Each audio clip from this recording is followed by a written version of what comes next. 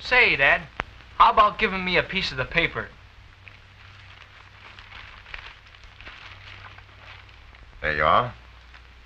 Look, Dad, there it is at last. There's what? Where? There. Turn it over, Dad. Now that's what I call a good-looking car. Today, Pontiac presents a new low-price 6 and an improved low-price 8. And isn't that a dramatic presentation? Do you think anyone would or even could miss it? A striking overall view of the front end, showing just enough to intrigue their interest to come down and see the whole car. A bold display of important features and price. Brief but effective copy that amplifies the story. And at the bottom, a display line carrying dealers' names and addresses. You never saw an announcement ad like that before, because it is as different from the commonplace as day from night. Here is the second advertisement. Let me describe it to you, because it is typical of what is to follow. And this 1935 campaign has been designed to make America think certain definite thoughts about the Pontiac car and the institution behind it. Right out in front, of course, is a big, bold, compelling picture of the car in striking black and white. Behind it is a scene from that wonderful factory of ours. And it is grayed down, so instead of competing with the car for attention, it helps to make the car stand out. That background scene is used to tell America that this car is built in a magnificent modern factory, to imply that Pontiac's manufacturing advantages make it possible to produce such a car at such a price, and to suggest that any manufacturer with a less modern plant simply can't offer an equal value. The next advertisement tells the story of our solid steel turret top bodies by Fisher. Note how the industrial background again suggests Pontiac's splendid manufacturing facilities. And as the weeks go on, this unusual type of advertising will put across the impression that the 1935 Pontiac is not only brilliantly beautiful, but that it also has that priceless quality of being well built. Now, you have all seen advertisements that talk price, but here is one that talks quality also by suggesting it rather than screaming about it.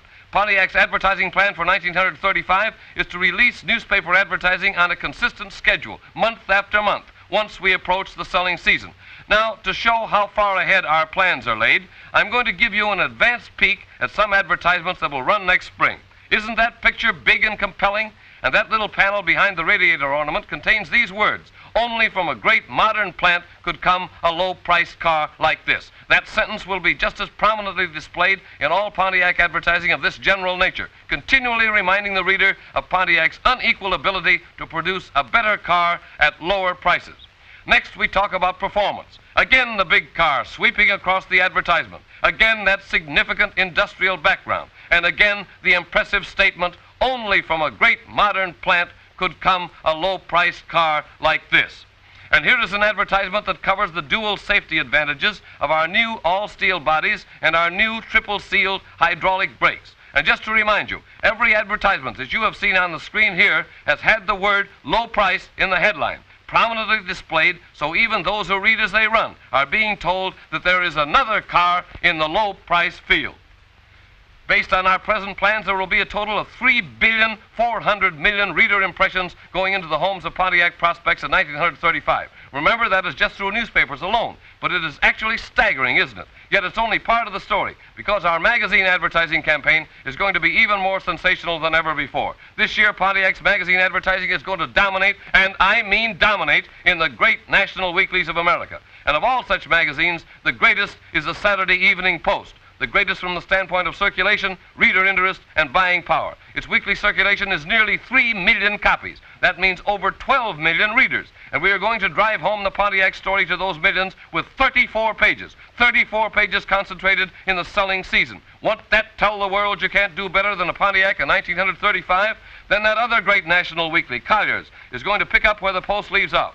Collier's goes each week into an additional 2,500,000 homes and delivers its advertising message to an additional 10 million readers. Do you realize what that means? Here is the Yankee Stadium, crowded with 80,000 people. Multiply that crowd by 125, and you have 10 million, the number of readers reached each week by Collier's alone. In Collier's, there will be 21 pages of Pontiac advertising. But if you think that the Post and Collier's will take Pontiac advertising into a lot of homes, well, you ain't seen nothing yet. The American Weekly, the publication that goes into more homes than any other magazine or newspaper printed on earth. 5,500,000 copies each week going into 5,500,000 homes. Homes away above the average in buying power. Logical prospects for a low-priced car like the Pontiac 6. In the American Weekly during the selling season will appear a series of dominant advertisements in full color. Big, beautiful, arresting illustrations with headlines and copy that will tell the Pontiac story in a new and convincing way. But that isn't all. There will be 20 pages of advertising in Time, that great news weekly that is probably more closely read than any other magazine of its type.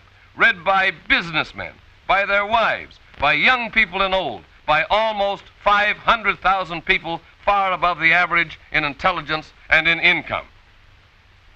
Then there will be 13 pages in the New Yorker, the smart, sophisticated weekly that goes into 130,000 of the best homes in every state in the Union. Just the people for whom a Pontiac 6 or 8 would serve as an ideal second car, and to whom we are going to appeal with a specialized type of advertising. And we haven't forgotten the fair sex either. We have selected Good Housekeeping with its 2 million readers to carry the bulk of our women's appeal advertising because of the tremendous reader interest it enjoys. And we're going to have special messages for them to read here. Messages emphasizing those features of our car in which women are most interested. We're also going to prepare special advertising to appear during the year in Harper's Bazaar. This smartest of all style magazines in the country includes among its readers thousands of women who have personal cars of their own, and we're going to convince them that their car should be a Pontiac. And the new 1935 Pontiac is just the kind of car to capture the fancy of youthful America. And last but not least in our magazine list for 1935 comes that amazing publication Fortune, with its $10 subscription rate and an average income of all readers of $10,000 a year. Fortune was selected because it's read by ranking executives who are influential in fleet sales, and because it also enables us to cultivate still more thoroughly the second car market. Never has there been such a concentration of Pontiac advertising in so many homes where Pontiac prospects live. The Post, 3 million. Collier's, 2.5 million. American Weekly, 5.5 million. Time, 500,000. The New Yorker, 130,000. Good Housekeeping, 2 million.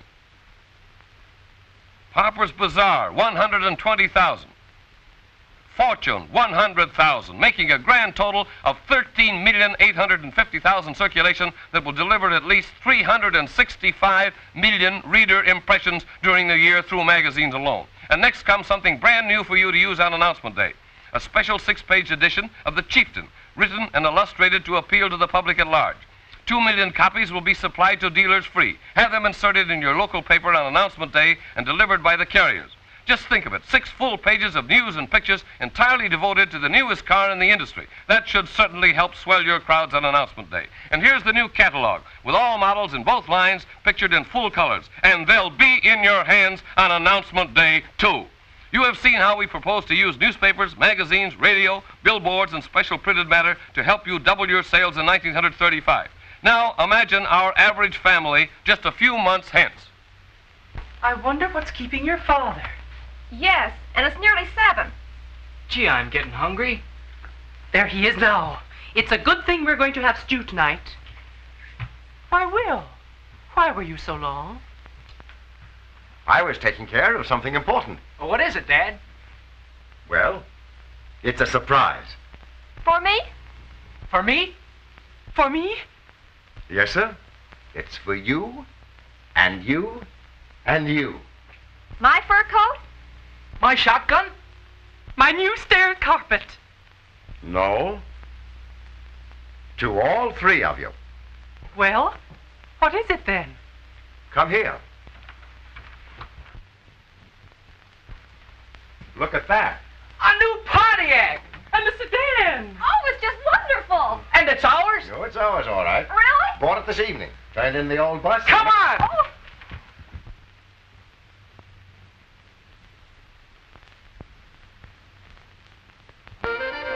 And so, one more Pontiac prospect becomes a Pontiac owner. One more family that multiplied by millions will be at the receiving end of the most powerful and most persuasive advertising campaign in Pontiac history. Through 2,500 newspapers in every state in the Union, from the great metropolitan dailies down to the smaller weeklies, there will be delivered the staggering total of over 3,400,000,000 selling impressions.